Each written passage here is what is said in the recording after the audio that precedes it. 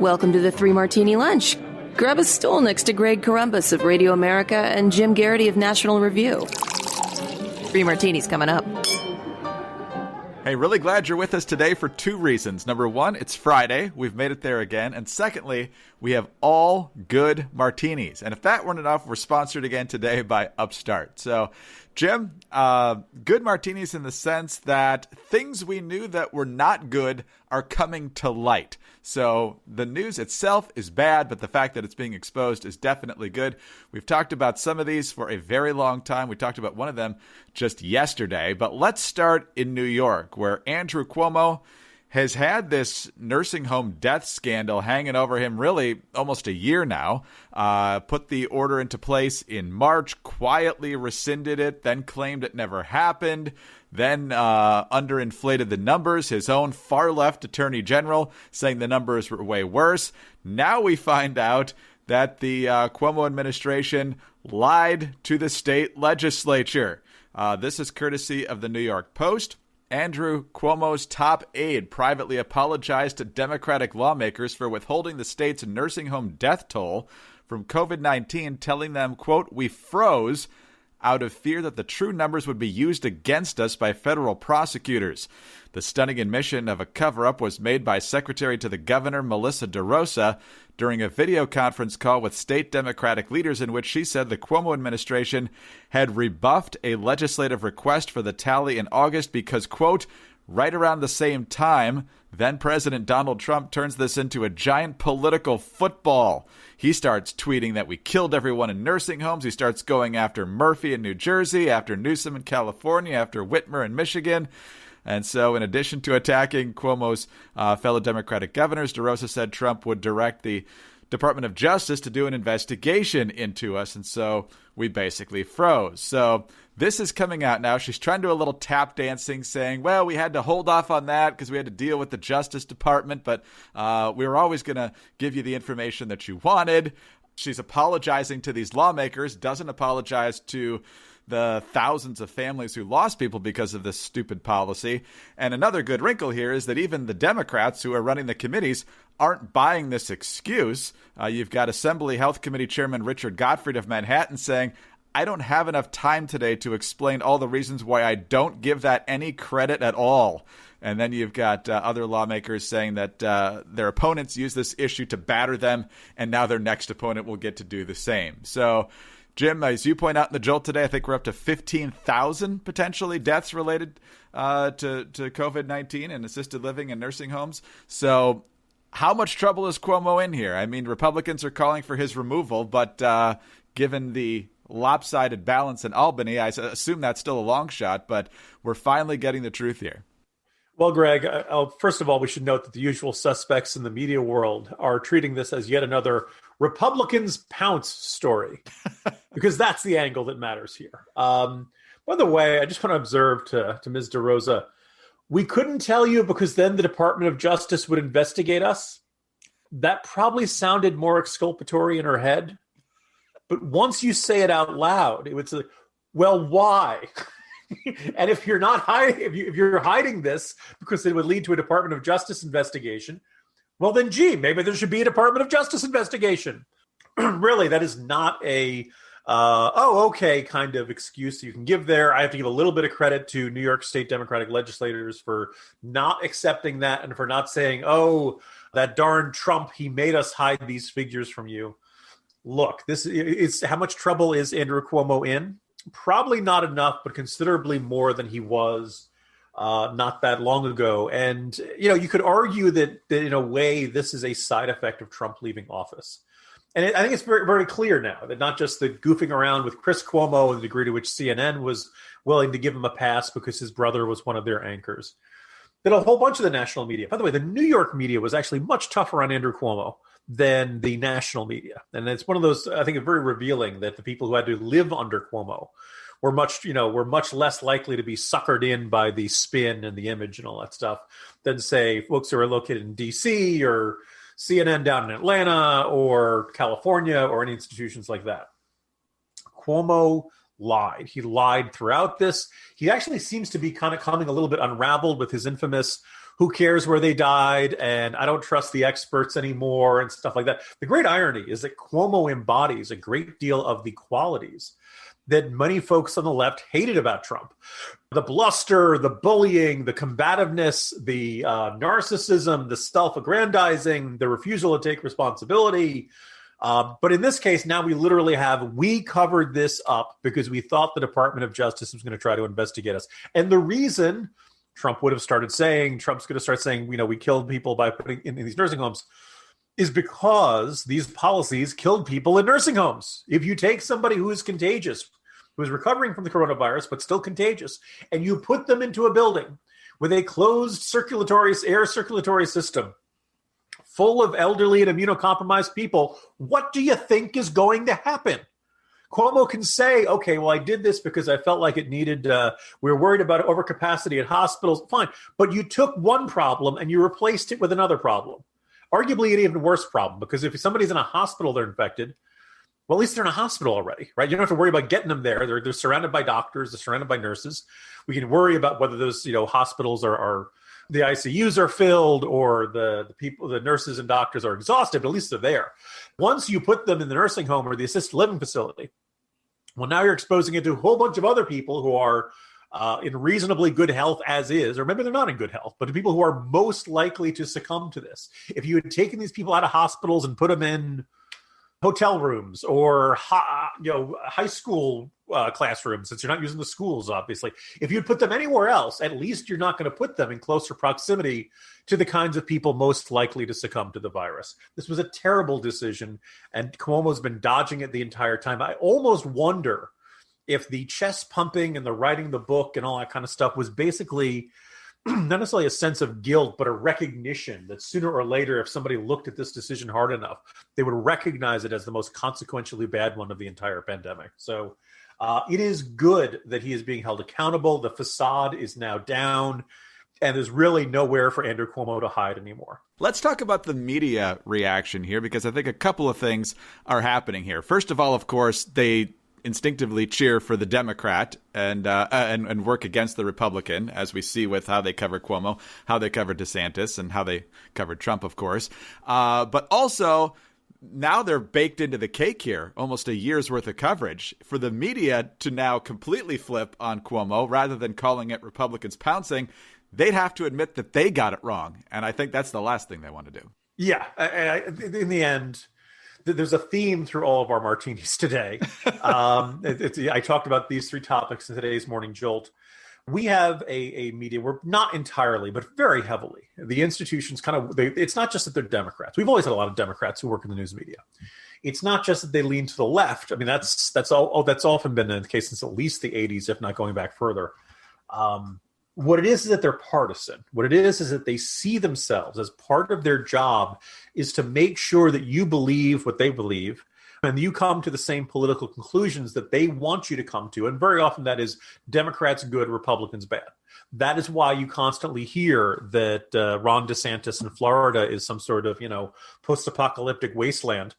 When in fact, I ran the numbers there. The number of New Yorkers who have passed away is something like 424. I'm doing this off the top of my head. I don't have my Jolt in front of me. And the numbers in Florida are like 107, 157. 126 versus 107, 157. Remember, Florida's got a lot more senior citizens than New York does, right? It's God's waiting room, as they used to joke about Central Florida, right? It's all retirement communities. So, Florida has a much harder job than New York does. And it's done a much better job. But you won't hear that from the media because they walk into the newsroom believing Andrew Cuomo is the good guy and Ron DeSantis is the bad guy. And all facts that come in have to be, shoehorned and squeezed and pressed into that filter, whether or not by the end of that process, they're accurate. You end up with this narrative that they will hammer over and over again. And they're just too invested in it. I mean, the New York Times is going to have a very tough time running on the front page tomorrow. Never mind. Florida's doing a pretty good job, all things considered. New York's a disaster. Maybe I'd love it if they did. But then you'd kind of say, well, wait a second. What have you been telling me for the past year? What have you been saying? If CNN primetime, if Jake Tapper bursts through the wall like Kool-Aid Man and shoves Chris Cuomo out of the anchor chair and says, Folks, Andrew Cuomo did a terrible job. Here's all the data. I'd love to see it. But then anybody who've been bothering to watch CNN since 8 p.m. or at 8 p.m. for the past year would say, well, wait a second. Why were you doing wacky giant nasal swab prop comedy with this guy? Why was Jimmy Fallon asking this guy about Cuomo-sexuals? Why did they constantly celebrate this guy? And the media likes, they might try to do this about face. It's not going to go very well. I'm just going to make one last kind of tangential point because a portion of this was this need to have a Democratic hero to contrast, not just with DeSantis, but I think with Trump as the villain. And I got plenty of gripes about Trump. After Trump won the Republican primary, a lot of folks in the media started telling you that he was racist, that he was xenophobic, that he was an extremist, that he was a demagogue, fascist, aspiring dictator, all this kind of terrible stuff. The problem was, not that long ago, he not only had this very popular reality show on NBC for 8 or 9 years. He had hosted Saturday Night Live late in 2015. And he was still doing Fallon's show and all these other appearances on talk shows. Now, here's the thing. If you are a racist, xenophobic, demagogic, aspiring fascist dictator, you don't get invited to sit on the couch with Jimmy Fallon. You don't get invited to host Saturday Night Live. So there's this idea of hey, this guy who we've told you is perfectly swell for decades and decades? He's really a monster. And unsurprisingly, people didn't believe it, right? My fear now is that there are so many people who are emotionally invested in the idea of Andrew Cuomo, COVID hero, that they will just kind of reject this information, even though it's a damning indictment of Cuomo as a governor during all this. There's only 3 types of Republicans the mainstream media likes, Jim. The ones that constantly harp against Republicans, those that are irrevocably retired, and those that are dead. So basically, as long as you're not an actual threat to what the Democrats want to do, you're fine. Yeah, you have to be John McCain, basically. So. All right. Well, let's talk about some other good news here. This last year has shown that you never know what life is going to throw at you, and you never know what the media is really going to tell you in terms of the truth about your governor, especially if you live in New York. And if you use credit cards to pay for unexpected expenses, whether it's over the past year or any time, it can be overwhelming to manage that debt. But you can take control with Upstart so you know exactly what to expect. Upstart is the fast and easy way to get a personal loan to pay off your debt, all online. Whether it's paying off credit cards, consolidating high-interest debt, or funding personal expenses, more than 500,000 people have used Upstart to get a simple, fixed monthly payment. Upstart finds smarter rates with trusted partners because they assess a lot more than just your credit score. With a 5-minute online rate check, you can see your rate upfront for loans from $1,000 to $50,000. And you can get approved the same day and receive funds as fast as one business day. If debt is taking over your life, it's time to get a fresh start with Upstart. Find out how Upstart can lower your monthly payments today when you go to upstart.com/martini. That's upstart.com/martini. Don't forget to use our URL to let them know that we sent you. Loan amounts will be determined based on your credit, income, and certain other information provided in your loan application. Once again, upstart.com/martini. All right, Jim, let's go to our second good martini. Again, good that all of this ugliness is coming to light. Today's actually February 12th, the 212th birthday of Abraham Lincoln today. The original Lincoln Project was a great thing. Great president, led us through one of the most trying times, probably the most trying time in American history. The current Lincoln Project is a dumpster fire of fraud and deceit. And we talked about it a lot yesterday with the expose from the Associated Press and how it appeared that at least some of the officials in the Lincoln Project knew about John Weaver well before that New York Times story of a couple weeks ago. In fact, by about half a year at least. And also about how the Lincoln Project pocketed well over 50% of the money that it raised. Well, the exposés keep on coming. Miranda Green of New York Magazine talking about how on June 17th, a person working at the Lincoln Project sent an email to co-founder Ron Steslow that reported 10 allegations of Weaver's harassing of men, including at least one employee at the Lincoln Project. 3 people independently described the contents of the mail to the New York Intelligencer and said that it warned Weaver could be using his position at the company to make promises of career advancement to prey on young men. Steve Schmidt with another blanket denial. However, there is more. We've got former Lincoln Project affiliated people, some interns. They can't identify themselves because they signed non-disclosure agreements. You know, the kind of things that Trump might have done with employees at one point that the Lincoln Project would have skewered him for. So they set out a group statement asking to be released from their NDA because I believe that's what Steve Schmidt or Rick Wilson said that they should do, is to ask to be released. So they did that publicly. And in an even more bizarre twist last night, Jennifer Horn, who used to be affiliated with the Lincoln Project, was doing some direct messages on Twitter with a reporter who was getting her side of the story. Sounded like Horn was about to bring forth more information until the Lincoln Project decided to somehow swoop in, take screenshots of those direct messages, and then post them on Twitter, at which point even George Conway, another Lincoln Project founder, came on and said, you need to take those down. You're violating federal law. So, Jim, this is unraveling in a way that I'm sure some folks see as definite schadenfreude, other folks seeing as it would be completely delicious if it weren't for all the people that were exploited by John Weaver. But this is imploding. Where do we stand now, and what comes next? Yeah, I think it was Red Steez on Twitter who said the Lincoln Project is now at that part of the Scorsese movie where over a musical montage, everyone is grabbing the cash and running for the doors and getting gunned down by the cops. It's not quite that violent at this point. But first of all, my hat has to go off to Miranda Green of New York Magazine. This is a thorough, detailed, meticulous, and unsparing and scathing report. It doesn't gild the lily. It doesn't have to. The facts by themselves are devastating. I can't say with 100% certainty that Steve Schmidt is lying through his flapping lips right now. I can only say with about 99% certainty because his denial is sweeping and unequivocal. No wiggle room, right? Quote, there is no human being, no person involved in the Lincoln Project who made any type of allegation of any type of inappropriate communication that would have triggered an HR investigation or the hiring of an outside counsel to conduct such an investigation.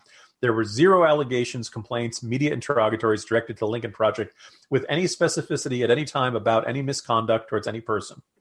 Well, according to all the people who spoke to Miranda Green of New York Magazine, that's a lie. And that's a big lie. And that there were many cases of this. And then there are a lot of anecdotes that describe it as basically an open secret. The Rick Wilson and all the other folks there openly talking about it and knowing that they had a ticking time bomb on their hands and trying to figure out how they can keep this whole thing quiet because otherwise that would disrupt the money from coming in. No one who knew about this and who averted their eyes or kept their mouths shut or helped cover it up should ever work in politics again. Not just Republican politics, any party politics. This is Weinstein level stuff, right? This is, it's an open secret, but we're not going to talk about it because, and by the way, the other intriguing thing is the idea that John Weaver, it doesn't sound like he was the goose that was laying the golden egg for this group. It was just, that he was part of the gang, and lo and behold, they found out, oh, hey, you know what he's been doing the whole time? Steve Schmidt has kind of gone off the, I remember back when Steve Schmidt insisted Mike Pence was the devil because he had the fly land on him. And he started screaming that Jonah Goldberg was insufficiently opposed to Trump.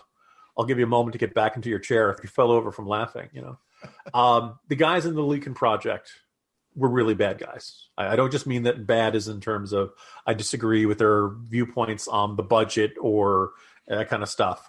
I'm a Trump critic myself. But the way that they behaved, the way that they accepted this, the way that they were willing to let this go on, and afraid to confront it because it would disrupt money coming in. It would ruin their image because remember, they were going against Trump for being a sexual predator. And they said that, all of these other Republicans were complicit in it because they weren't standing up to it. And then they themselves were doing the exact same thing to one of their colleagues. This should end the Lincoln Project. They are a giant. It's not just hypocrisy doesn't do it justice. Politics is going to have a lot. Look, politics is about power. Politics attracts people who are generally pretty rotten, right? They have a hunger for power. I don't care about how they get it. Politics is full of dishonest and cynical hacks. What makes the Lincoln Project guys really stand out is that they're just as shamelessly dishonest and cynical as anybody, but somehow they managed to convince a whole bunch of progressive donors that they were the honest ones and that they were the idealistic ones and they were the ones who were standing for principle and standing for something better. when exactly the opposite was the case, Greg. It's excellently said. And it's interesting that you mentioned how Schmidt is responding to this. And both he and Wilson at first, and even Conway, were like, John Weaver, yeah, he was a co-founder, but I mean, a couple phone calls here and there. Never really knew the guy. I barely know the guy. And then another one, Mike Madrid, was on that 60 Minutes set with like 4 or 5 of them talking to, I think it was Steve Croft. And he apparently got a heads up months ago about John Weaver. And so when that came out, Schmidt's like, Madrid, he wasn't a big player. A lot of, the decisions didn't run through him. So by the time this is all over, Jim, I just assume that none of these guys will ever admit to having known any of the others. Weaver, never heard of him. We are living in difficult times where people fear having thought-provoking conversations about pressing issues. And although we're in the midst of an information explosion, there are a lot of forces aiming to distort what's true. I created The Bill Walton Show to provide a forum for in-depth, thought-provoking conversations with leaders, artists, entrepreneurs, and thinkers. Please join me at thebillwaltonshow.com to explore what's true, what's right, and what's next. All right, let's talk about our final good martini now. And it's weird that these are all good martinis because the underlying stories are all so horrible. But at least it's coming to light that there is still hope that horrible things from lefties are going to come to light. And the latest is California. You talk about this in the Jolt today. Even Ezra Klein realizing that despite California pursuing every hardcore liberal idea under the sun, having Democrats in every statewide office, having super massive Democratic majorities in both chambers of the state legislature, things are not going well. Here's how you sum it up. Klein cannot ignore that the results suck. The wealthy opt out of underperforming and currently closed public schools. The state has the highest poverty rate in the nation once you adjust for cost of living, as well as the highest income inequality. Klein tries to pin the problem on hypocrisy and the operational conservatism of some self-described progressive voters, meaning that they vote left but then get squeamish when they see that a liberal policy is going to negatively affect their lives and they oppose the policy. So, Jim, if they just embrace something that was going to make their life worse, then we'd really get the utopia. So it's interesting to watch the lefties try to figure out how they can blame this on Republicans, but they just can't. To paraphrase the old Will Rogers joke, folks on the right in California can say, I'm not a member of any organized party. I'm a Republican. They have really small minorities in the state house and the state senate. They have none of the statewide offices. I think, the biggest city in California, there's a Republican mayor, I think is Fresno. Republicans are just not really a functioning entity in the way the California government is run at almost any level, other than a few places here and there. And it's been that way for a while. And it's basically, the last Republican to win statewide was Arnold. So Democrats have been running the show for a long time. And by and large, liberal, very progressive Democrats have been running the show for a very long time. And they've had all the power they could possibly want. And they don't, utopia, not only has utopia not come forth, that in some ways California can be very dystopian, and not just like the hook that Ezra Klein uses to make this argument is that the schools in California are wasting their time renaming public schools after that were named after Abraham Lincoln, claiming that he's racist and claiming that Paul Revere raided the Indians, and it actually wasn't. They don't really know what they're talking about. And oh, by the way, schools in California have largely been closed since March. So they're wasting their time on this entirely symbolic fight while flunking their basic duty, which is to educate kids. Oh, by the way, all the good, wealthy progressives in California are sending their kids to private schools. So they basically have opted out of a dysfunctional public sector. I think there's a lot to digest here, and Ezra Klein isn't the first person at the New York Times to kind of make this argument, but I love the subhead because it puts it so stark and clear. Quote, if progressivism can't work there, why should the country believe it can work anywhere else? Now, folks like you and me, Greg, we have this very obvious answer. It can't. Right. So they shouldn't. And that this is, in fact, the description. Not necessarily, by the way, of like the problems of progressivism. Like that's a big problem of it. I also think like it is a representation of one party progressivism. And I just want to take you to the Wayback machine, back to April 2018. You may recall that Jack Dorsey, who is the co-founder and CEO of Twitter, retweeted this article that was basically arguing that one-party politics in California are terrific, that there's, and the subtitle of this argument was, there's no bipartisan way forward at this juncture in our history. One side must win, and that California represented not only the preferable, maybe the ideal future of the entire country. That the Republican Party needed to not simply lose a bunch of elections, it needed to stop existing. And that, basically a democratic political system and a government that was entirely controlled by Democrats could be wonderful and flourishing for the entire country. Well, look at California now. It's not just the natural disasters. They've always had natural disasters. It's not just, a presence of poor people and homeless. They've always had poor people and homeless. Situation's getting much worse. Just think of all the advantages that California has geographically that are not easily transferred, right? All the beautiful coastline, all the tourism associated with that. And you can't pack that up and move it somewhere else. Silicon Valley, more and more, you're seeing Austin and the Research Triangle, and it's less and less as central to the technology world than it used to be. But that's not going to disappear overnight. All of the redwoods, all the natural beauty that shows up in all their tourism commercials. Like, think about the wonderful weather that they have year round most of the time. California's got some spectacular advantages that not every other state's going to be able to equal. And yet somehow they've still managed to botch it this badly. Right? Now, why has it happened? I'm going to point not just to progressivism, but I'm going to observe, I think one-party states tend to be disasters. They're either gradual disasters or maybe they're very fast disasters. And I think my concern is that here in Virginia, we're drifting in that direction. Although I guess we'll see how the governor's race and various state elections go this year. Because if you don't have a functioning opposition party and everybody's in one party, sooner or later, your ruling party is going to get fat. It's going to get lazy. It's going to get corrupt. And it's going to start having this mentality of, we can do whatever we want because a big majority will vote for us anyway. I am a man of the right. I would very much prefer to have a Republican governor, Republican state legislature, and Republicans at every level up and down. But even down in a place like South Carolina, which is a heavily Republican state, they've got pork projects. They've got some petty corruption. Because deep down they know, look, you win a Republican primary, you've got a really good chance of keeping your seat. The voters are not going to toss you out because the Democrat is starting, if they're lucky, they're going to get 30, 40%. It's going to be real tough for them to hit 50%, depending on how district lines are drawn and stuff like that.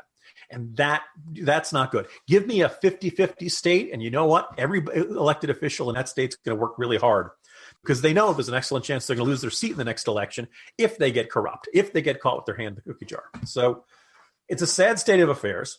It's not going to change until California gets, recognizes that, okay, you know what we got to do once in a while? You need to elect a Republican. New York City was not in great shape when elected Rudy Giuliani back in 1993. But it was like, you know what? We don't have a choice. We got to try something different. Let's try this. Louisiana, before Bobby Jindal, had not had a Democratic governor in a very long time. It was a very Democratic state. Hard to believe that right now.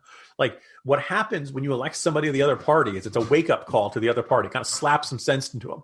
And they realize, oh, wait a second, we got to do a much better job because otherwise all these voters we took for granted are going to abandon us.